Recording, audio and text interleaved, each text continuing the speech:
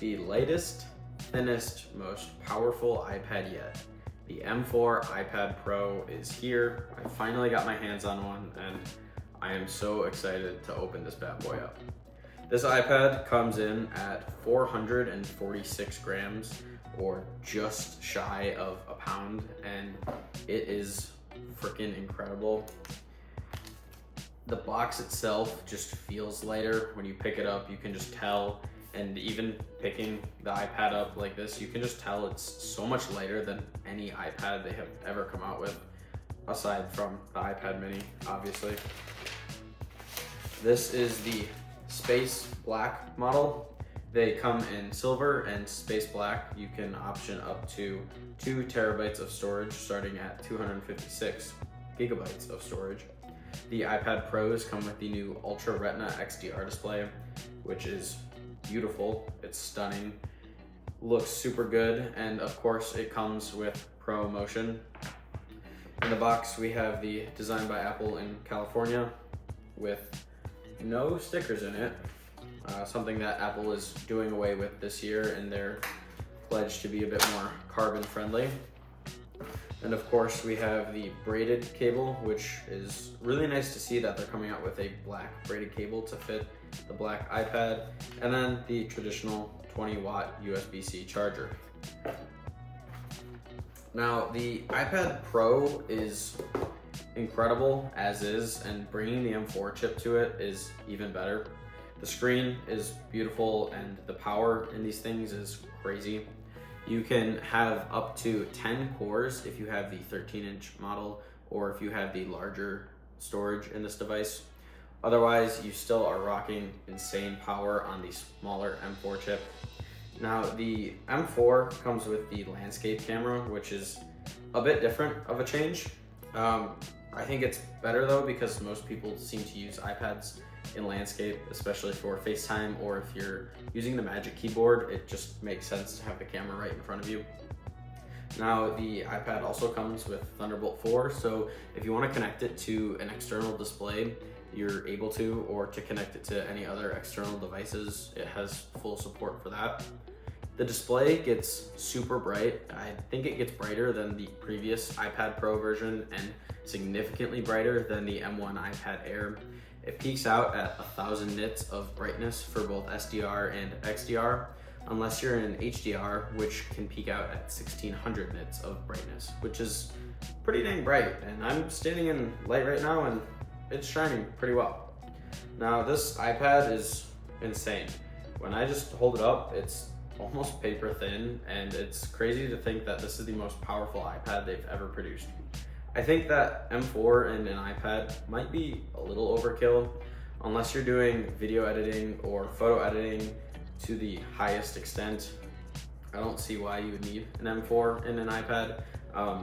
At the price point, you might even consider just getting a Mac, because the Mac OS probably works a bit better than iPad OS would for video editing. However, the iPad is significantly slimmer, it's significantly lighter, and way easier to bring around with you. Now, the new iPad does come with support for the aluminum Magic Keyboard, which only is aluminum on the handrest. However, it is a nice change. It's kind of like the Magic Keyboard Pro. And unfortunately, it only supports the Apple Pencil Pro. So if you're looking to get the iPad Pro, you might want to consider first on whether or not you really want to shell out the money, because if you're looking to use this for graphic design or use the pencil in any way, such as taking notes, you just have to know that you do have to upgrade. Even if you have the Gen 2 Apple Pencil, it will not work with the iPad Pro, at least the new models. So it might not be worth the money, considering that this starts at $999 USD, and then you have to add on the price of the Apple Pencil Pro on top of that just to get the functionality. You could look into something like the M2 Pro and still keep your second gen iPad, or your second gen pencil, that is. But honestly, this iPad is incredible. I'm really excited for it, and now this isn't actually my iPad, this is my girlfriend's iPad for school, and I'm very jealous because it's freaking sweet. Now, as I sit here and talk and spin this around and touch it, you might be able to notice, maybe not because of the lighting, but this is a freaking fingerprint magnet. Now, space black, obviously the fingerprints are going to show a bit more than the silver. Getting a case or the Magic Keyboard will obviously help with that a little bit, but this has attracted quite a bit of fingerprints just in the 5 minutes I've been talking, which obviously you can carry around a cloth to wipe it away, but you don't always want to do that.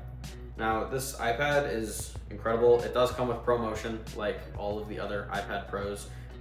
It looks good. It obviously varies depending on when you need the ProMotion. It's not always at 120 Hertz, but it is the variable ProMotion. And if you have it set to 120 Hertz or you're playing something at 120 Hertz, you do have that option. In terms of more display talk, you can get the nano textured glass on the 1 terabyte and 2 terabyte models.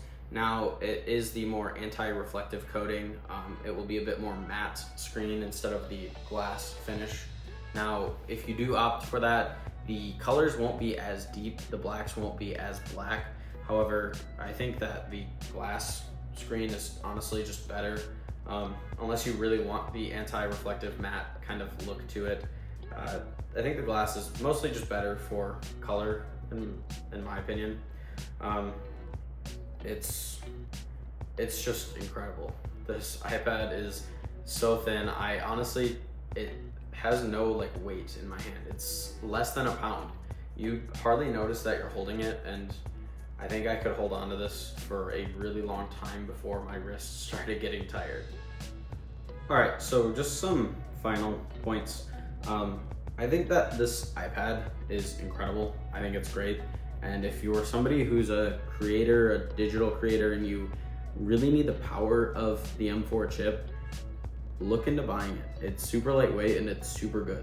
However, like I mentioned earlier, the cost is something you really have to consider. No Apple Pencil 2. It just falls off, and getting it to stick is almost impossible, and it won't pair. And then you also need a new Magic Keyboard. At least it doesn't pair to my Magic Keyboard, which supports the older Pros. So between $1,000, another, I believe, $200, plus another, $200 for the Magic Keyboard, or more if you get the aluminum version, you're looking at a pretty hefty price tag just to upgrade to the new iPad. So if that's something you're considering doing, just know that you're probably gonna have to shell out a lot of money if you want to keep your setup, right? If you already have these accessories and you want to keep them, you have to buy the new ones. You might be able to make some of your money back selling these, or, keeping your old iPad. However, it can be expensive. And when you get in that price range, you should really consider a Mac, because the MacBook Air is cheaper than buying all of these together, and an actual laptop operating system will probably give you more functionality at that point, unless you have a really good reason for only needing the iPad. But at that point, it's mostly just a touch screen and the pencil. So that's just my thought, something to consider for the future if you think about upgrading. And maybe consider just buying an M2, because the M2's power is incredible, and I think for 99% of people, you don't need the power of the M4.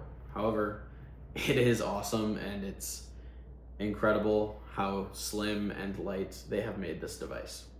Thank you so much for watching. I'll catch you in the next one.